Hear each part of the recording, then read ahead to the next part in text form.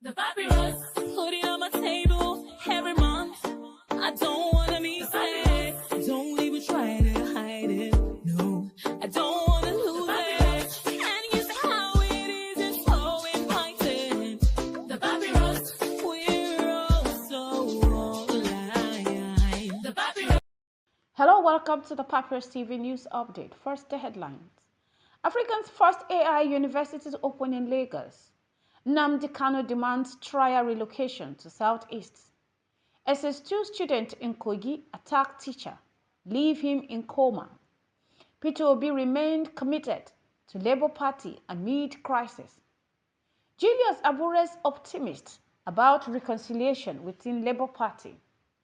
Federal government releases 22 billion to settle pension arrears. Abuja hospital grounded as resident doctor begins warning strike. Now the news in details. In a bold move to position Africa as a global leader in technology, Weni Group has unveiled plans to establish the continent's first artificial intelligence-focused university in Lagos, Nigeria. The institution, named Weni University, will be situated in Ikpe and is designed to equip young Nigerians with advanced AI skills, addressing unemployment while fostering innovation across industries. Olukayode Akano, chairman of Weni Group, stated that the initiative was inspired by Qatar's pioneering AI university, which has drawn top talents from around the world. He emphasized that Weni University will focus on technologies such as blockchain, machine learning, cloud computing, and generative AI to prepare students for leadership roles in the rapidly evolving global tech space. The university is not just about academics, it's about creating solutions that will redefine industries and position Nigeria as a hub for technological breakthrough, Akano said. The project, which began as a vision in 2016, has now gained momentum with support from the National University Commission, NUC. Akano also noted that the Weni University could transform Lagos into Africa's equivalent of Silicon Valley, driving economic growth and innovation. With the global AI market projected to hit $4.6 trillion by 2040, this initiative is expected to place Africa on the global tech map. Meanwhile, the leader of the indigenous people of Biafra, IPOB, Nnamdi Kanu, has called for his ongoing trial to be moved to the southeast if no judge in Abuja is available to preside over his case. This demand comes after Justice Binta Nyako, who was handling the trial, recused herself following a motion of no confidence filed by Kanu. In a statement issued by his lead counsel, Aloy Ejimako, after a meeting at the Department of State Services DSS facility in Abuja, Kanu emphasized that Justice Nyako must not resume the case as it would violate her own prior decision to step down. Kanu's legal team appealed to the Chief Judge of the Federal High Court to consider transferring the case to a court in Southeast, citing locations such as Umuahia, Oka, Enugu, or Asaba, where the alleged offenses occurred. This is a matter of justice and fairness. No judge who has withdrawn from the case should be allowed to return to it, Kanu reportedly told his legal team. The recursal of Justice Nyako has stalled proceedings, but Kanu's team remained hopeful that a resolution will be reached soon. They also reiterated their commitment to ensuring that the trial is conducted within a jurisdiction that aligns with the principles of justice and accessibility for the defendant.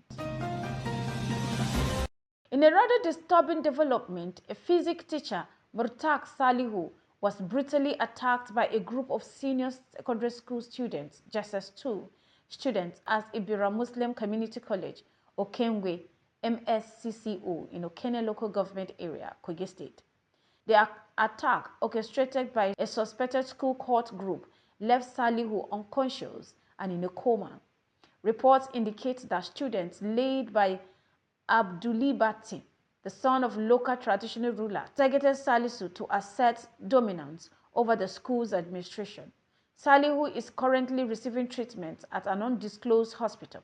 A fellow teacher, speaking on the condition of anonymity, called for the urgent intervention by the Kogi State Ministry of Education and Security Agencies. We need justice for Mr. Salihu and measures to restore discipline in school. Such incidents should not go unpunished, he said.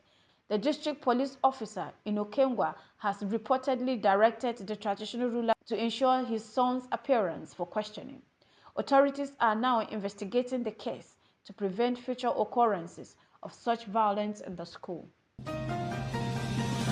Moving on, Peter Obi, the Labour Party 2023 presidential candidate, has reaffirmed his loyalty to the party's leadership led by Julius Abure, despite the ongoing internal dispute. Kehinde Edun, the legal advisor to the Labour Party, revealed in a recent interview that Obi has maintained regular communication with the Abure-led faction and has not expressed any intention to leave the party. Peter Obi has never indicated he is leaving the Labour Party. He remains actively engaged and aligns with the party's goal, Edun said. The clarification followed recent legal victories for Julius Abure, recognized by the Court of Appeal as the legitimate national chairman of the party.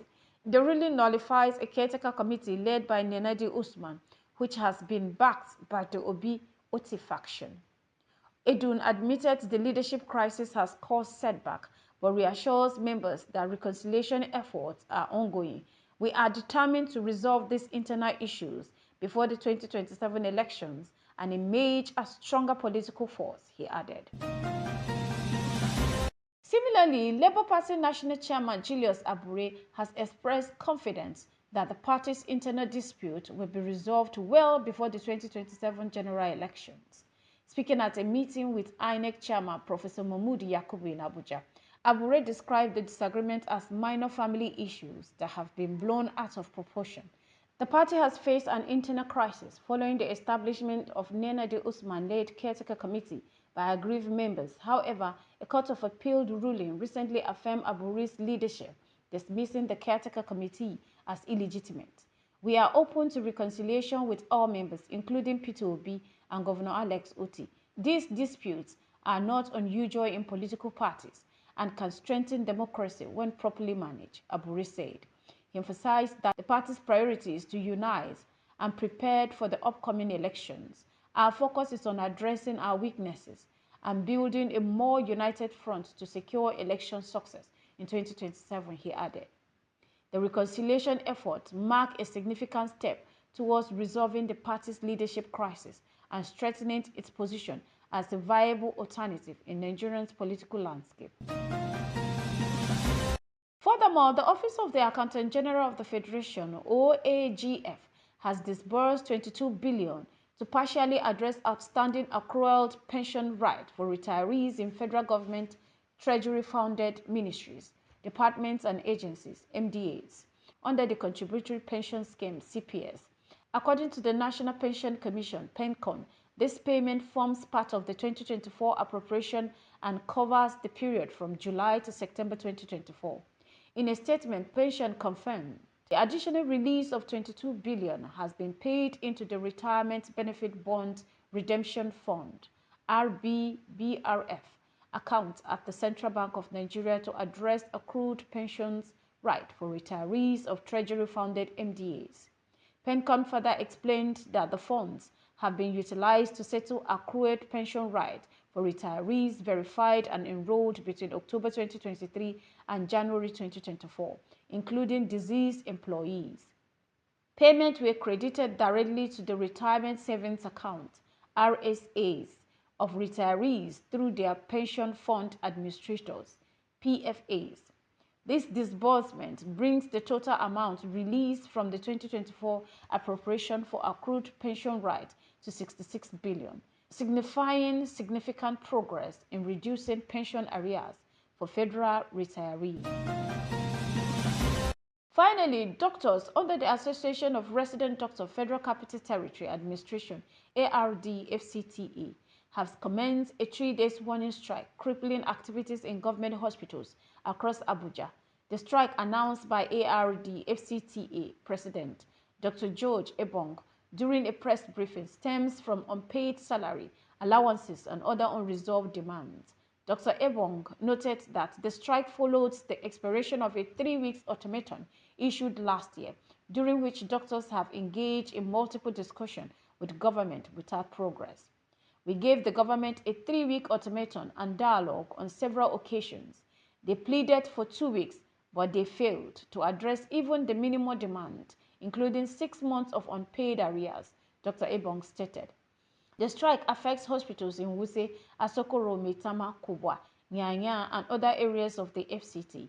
Dr. Ebong urged FCT Minister Nyesim Wike to intervene immediately to prevent an indefinite shutdown of medical services. This neglect of doctors' welfare must end. Just as roads are being constructed, the welfare of healthcare workers should also be prioritized, he emphasized. The association has warned that if the demands are not met after the 3-day strike, they will reconverge to decide on a possible indefinite strike, risking a complete shutdown of healthcare services in the nation's capital. This has been the Papyrus TV Africa. The papyrus, put it on my table.